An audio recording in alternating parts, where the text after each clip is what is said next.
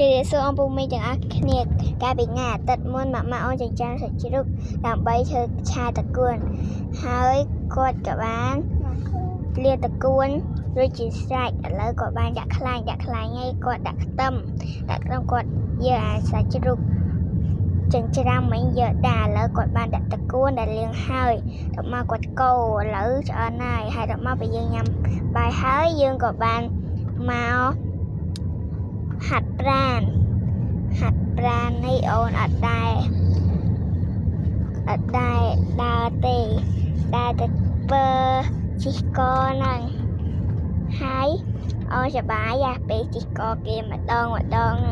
ហើយឥឡូវដល់វគ្គម៉ាក់រត់ហើយអូននេះមិនមកធ្វើដើររត់អីណាដែរម៉ាក់ថតអូនមកកោឥឡូវម៉ាក់អូនពងរត់មកយឺតខ្លាំងណាស់រត់យឺតដើរចឹងហើយអូននេះមិនមកចាំងថតហើយអត់មានថ្មីដឹងស្អីធ្វើអីហ៎ហើយម៉ាក់អូនក៏បានរត់ឥឡូវយើងដើរឆ្ងាយហើយដឹងបើបានជើងមេអានេះវាអាទិត្យមួយទៀតអូនជីកលើកគេទៀតហើយសប្បាយ